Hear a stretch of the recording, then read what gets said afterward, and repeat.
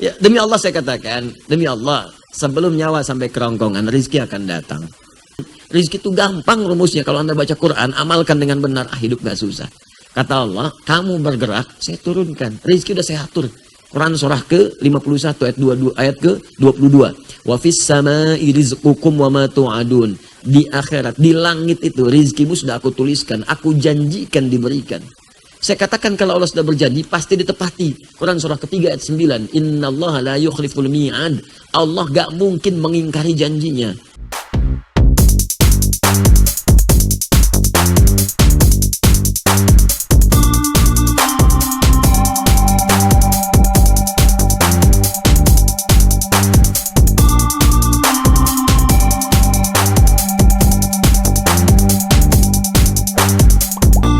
Pada bulan Agustus saja saya keluar dari pekerjaan tanpa sepengetahuan istri. Niat saya keluar karena Allah dan pengen berhijrah. Tetapi apa yang saya rencanakan Allah berkehendak lain. Allah tegur dan uji saya dalam ekonomi. Di saat keterpurukan saya sekarang, Allah kasih saya rasa pengen mengenal Rasul dan berusaha mengenal Rasul dan gemar bersolawat. Apakah saya salah bersolawat karena meminta pengen pertolongan Allah?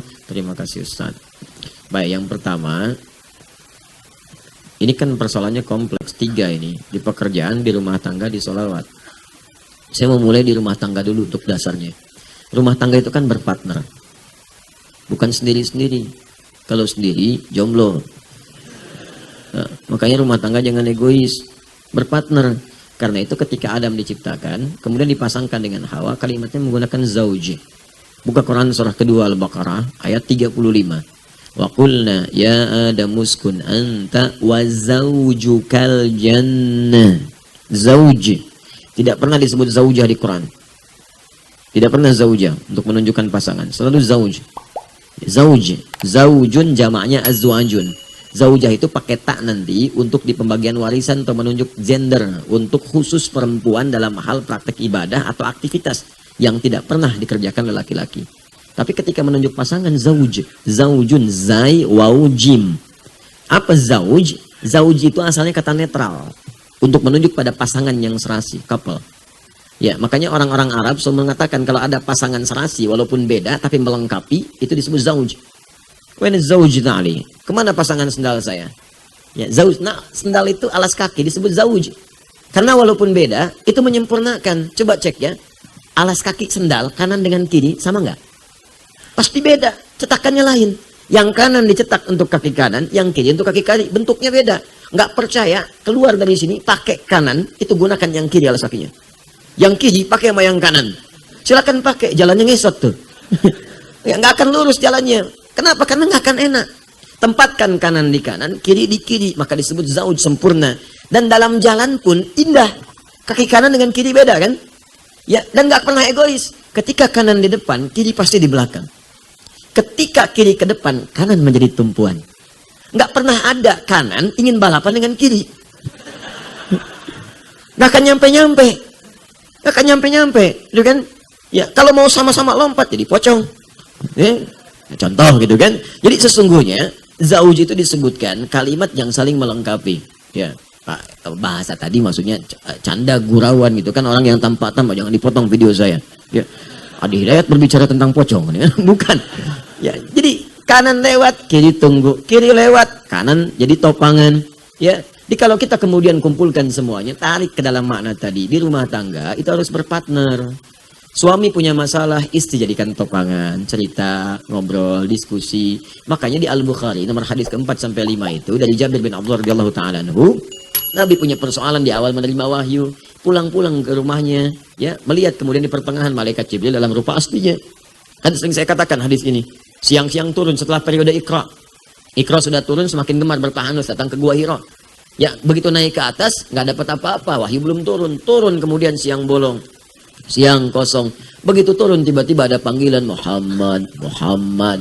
Ya, nengok kanan kiri nggak ada orang, depan belakang kosong. Nengok ke atas penasaran. Makanya yaqudu bainas sama'i wal ardi, tiba-tiba ada sosok kayak duduk begini antara langit dan bumi. Ya, diilustrasikan beginilah Anda keluar dari sini, dari masjid ini siang-siang jam 2. Ya, tiba-tiba keluar ada panggilan, Cepi. Cepi gitu kan. Nengok kanan kiri nggak ada orang, depan belakang kosong. Ke atas makhluk jubah putih, rambut panjang manggil Cepi. Anda gimana kan? Faro'ibtu min, kata Nabi, saya tuh bulu kuduk saya naik. Khawatir, takut saya. Takut itu biasa, takut itu fitrah. Fitrah, takut dalam hal yang wajar. Ya, kalau nggak takut nggak wajar. Yang nggak boleh itu kalau kita takut kemudian teman-teman sekalian pada yang dilarang oleh Allah Subhanahu Wa Taala. Itu nggak boleh. Takut sholat, takut baca Quran, tapi berani bermaksiat. Nah itu nggak boleh. Tapi kalau takut-takut yang wajar itu sah hukumnya. Ya, dengar suara malam hari takut, dengar suara siang hari takut. Nah, dengar begitu sedang konsentrasi ada singa mengaum. Nggak takut, mustahil, pasti takut. Pasti takut. Apa? Ya udah selesai hidupnya. Ya. Sekarang Nabi Saro'ibtu minhu, saya khawatir takut bulu kuduk saya naik. Langsung kemudian pergi. Ya meninggalkan tempat itu tergesa-gesa sampai datang ke rumah. Ya mengucapkan salam, diketuk pintu, keluar Sayyidah Khadijah. Begitu melihat wajah istri karena sering berpartner. Istri ngasih solusi, ada masalah, sampaikan, jadi pendamping yang setia. Jadi kalau ya seperti itu, ngelihat wajah aja udah tenang. Sama antum kalau ngelihat figur ustadz tertentu, orang tertentu yang baik, punya aura, kan baru ngelihat aja udah tenang kan? Udah enak kan? Makanya dulu para ulama itu sering kali mendatangi ulama yang lain. Sebagian mengatakan kalau saya sedang ada futur nih, sedang gelisah, sedang gak enak, saya datangi majelis Imam Malik. Buat apa? Cuman mau ngelihat wajahnya aja Imam Malik, tenang hati saya. Itu saking hormatnya di antara para ustadz. Ngelihat fulan enak, datang majelis fulan, ngelihat, alhamdulillah tenang lagi, balik lagi. Ya, Masya Allah. Tapi kalau dalam pengajian jangan begitu, coba lihat tenang, balik lagi ya kosong pengajian deh. Nah, ini contoh, lihat. Nah, itu seperti itu, tenang. Lihat Sayyidah Khadijah, saking partnernya tinggi, partnershipnya itu, ngelihat hilang setengah gelisahnya. Kata Nabi, zammiluni, tolong selimuti aku. Dibawa kemudian ke kamar, diselimuti Sayyidah Khadijah dengan lembut sekali. Keluar kalimat yang indah itu, bima makna, zaujil karim, suamiku sayang, engkau orang baik, penyambung silaturahim, suka memberi, suka sedekah, yakinkan pada jiwamu yang paling dalam, aku akan bersamamu dalam suka dan duka. Berpartner. Maka hilanglah kemudian semua persoalan-persoalan. Tenang hatinya. Begitu tenang, muncul lagi makhluk yang tadi. Ternyata malaikat Jibril dalam rupa aslinya. Karena sudah tenang, ketenangan itu adalah setengah dari kesuksesan. Jiwa yang tenang melahirkan aktivitas yang cemerlang. Catat tuh, bikin status. Ya. Tenang. Jadi kalau tenang itu solusi datang. Datang turunlah kemudian surat Al-Mudaththir itu. Ya ayyuhal mudaththir qum fa'anzir wa rabbaka fakabir, itu asalnya begitu. Tapi rumus rumah tangganya partnership yang baik memberikan ketenangan dan memberi solusi. Jangan sembunyi-sembunyi. Di ketika suami sedang ada di depan, kiri istri jadi topangan. Istri di depan, suami topangan. Jadi kalau sedang punya persoalan, ngobrol, cerita. Jangan sendirian diselesaikan. Nah, karena itu, ini nanti persoalan nggak merambat kemana-mana. Ketika di keluarga sudah tuntas, dibawa kemudian dasar itu ke pekerjaan, pekerjaan akan terasa ringan. Kalaupun mengambil keputusan, diskusi akan ringan juga. Tapi kalau antum tidak lakukan itu, pekerjaan bermasalah, diputuskan sendiri, nanti merembet ke keluarga. Merembet nantinya. Betapa banyak orang punya pekerjaan kemudian bermasalah, nggak cerita ke rumahnya. Beli sepeda Brompton, nggak cerita. Bilangnya 5 juta, tahu-tahu 35 juta. Ketahuan istri, marah kan, ribut, semua diungkap. Pak, dulu juga listrik begitu, listrik yang kena. Yang lain kena, semua kena. Makanya cerita, ngobrol. Termasuk ini punya masalah di pekerjaan, mau keluar, apa motivasinya? Saya ingin mengenal dekat dengan Allah. Orang yang dekat dengan Allah tidak menghilangkan juga perintah-perintah Allah. Di antara perintah Allah mencari rezeki supaya hidupnya nyaman, supaya punya pakaian bagus, bisa menunaikan sholat dengan baik, supaya bisa zakat. Jadi bukan berarti mendekat kepada Allah itu meninggalkan dunia, tidak. Ya, ada perintah-perintah, bagian dari ibadah, ada yang ritual. Bahkan ibadah ritual itu untuk memudahkan ibadah sosial. Kenapa Anda sholat? Supaya mudah mendapatkan rezeki, doa dikabulkan. Ada banyak ayatnya. Banyak. Ya, jadi semua ibadah yang kita kerjakan memudahkan kehidupan kita. Kenapa diminta zakat? Salah satunya adalah supaya Anda termotivasi bekerja dalam hidup dunia. Kan nggak mungkin zakat kalau nggak ada uangnya. Zakat itu 2,5%. Cita-cita dengan zakat Anda, pengen zakat berapa? Ya Allah, saya pengen zakat 25 juta. Insya Allah di bulan ini saya pengen zakat 25 juta. Artinya Anda dituntut termotivasi bekerja. Supaya dapat 25 juta. 2,5%. 25 juta itu 2,5% dari berapa? 1 miliar. Artinya kalau dapat 1 miliar, zakatnya 25 juta. Ya, kalau 100 juta, 2,5 juta. Ya, kalau 10 juta, ya 250.000. Ya, kalau 1 juta, ya 2.500. Kalau 100.000, ya pikirin sendiri, 250 rupiah. Ya nggak apa-apa, tergantung Anda mau targetnya berapa. Kejar, ikhtiar. Begitu keluar tenaga, rizki turun. Rizki itu gampang rumusnya. Kalau Anda baca Quran, amalkan dengan benar, hidup nggak susah. Kata Allah, kamu bergerak, saya turunkan. Rizki udah saya atur. Quran surah ke-51 ayat 22 ayat ke-22. Wa fis samai rizqukum wa ma tu'adun. Di akhirat, di langit itu rizkimu sudah aku tuliskan, aku janjikan diberikan. Saya katakan kalau Allah sudah berjanji pasti ditepati. Quran surah ketiga ayat 9. Innallaha la yukhliful mi'ad. Allah gak mungkin mengingkari janjinya. Kalau manusia, sudahlah. Ya, dia berjanji, dia yang mengingkari. Ya, silakan. Kau yang memulai, kau yang mengakhiri. Kau yang berjanji, kau yang mengingkari. Tapi kalau Allah tidak, wal awal wal akhir, dia awal dan akhir, berjanji menepati, nggak pernah mengingkari. Makanya ketika Allah katakan, saya sudah kumpulkan, saya sudah tetapkan rizkimu, aku tuliskan di langit, aku atur sesuai kebutuhanmu. Walladzi qaddara fahada, ditetapkan, diberi petunjuk. Dan bukan cuma menetapkan, diberi petunjuk, begini cara mendapatkannya, dikasih. Bagaimana caranya? Engkau bergerak, rizki aku turunkan. Yang penting beraktivitas. Kalau belum dapat saat itu, bukan belum dapat, mungkin kualitas kita sedang dinaikkan oleh Allah. Supaya kreativitasnya meningkat. Kalau sudah meningkat, lebih gampang lagi mendapatkannya. Yang sekarang ini, bukan nggak turun, diakumulasikan. Allah tuh adil, teman-teman. Anda keluar sekarang, bekerja nih. Harusnya Anda dapat, misalnya sekarang 10.000. Tapi nggak dapat sama sekali. Itu kadang-kadang kita dinaikkan dulu effortnya supaya keluar. Kreativitas muncul.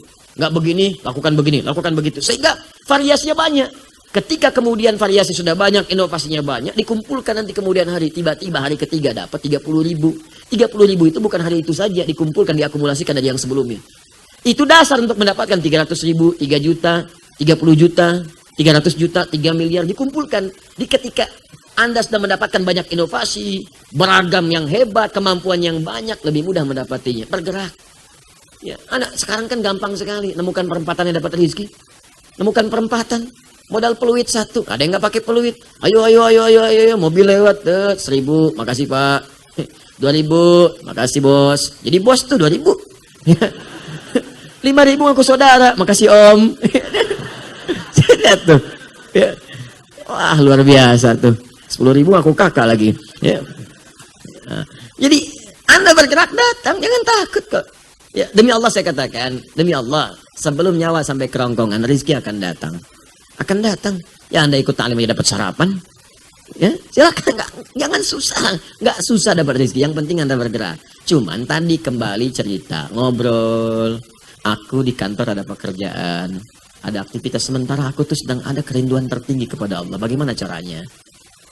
Ayah kita konsultasi aja deh dengan Ustadz.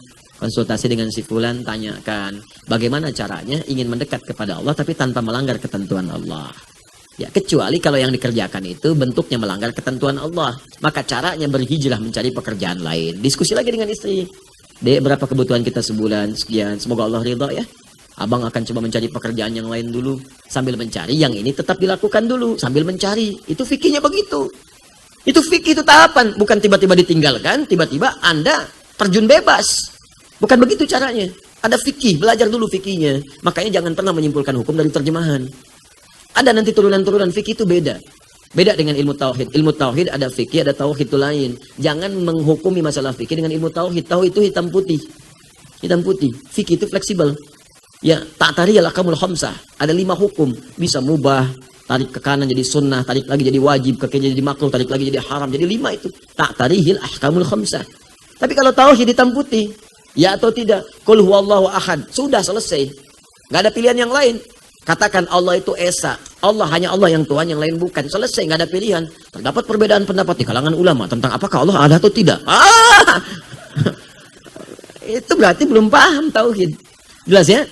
Akidah itu jelas, hitam putih. Tapi kalau masuk fikih, ranahnya kompleks. Yang halal bisa jadi haram.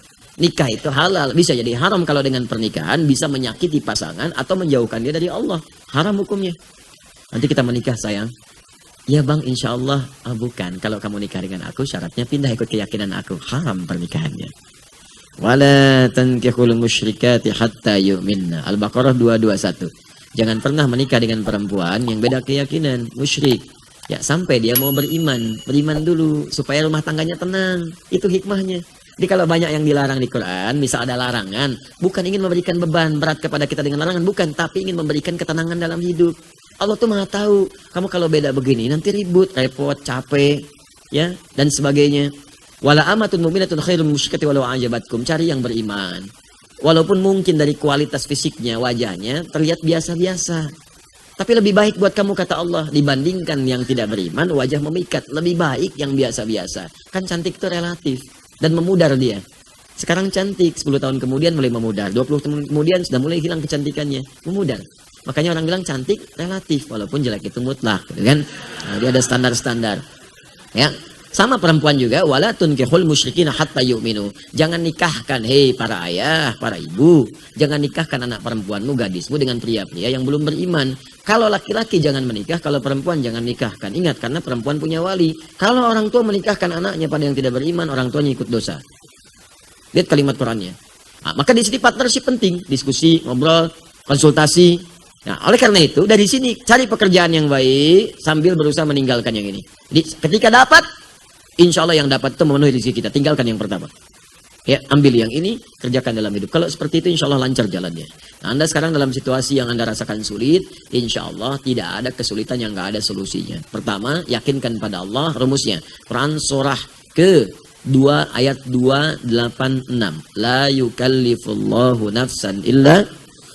Tidak mungkin Allah menguji seseorang hamba kalau dia nggak sanggup. Artinya kalau Anda diuji begini, Anda yang sanggup. Ada hidayat tidak? Anda sanggup, maka yakin. Kemudian rumus yang kedua, inna ma'al usri yusra.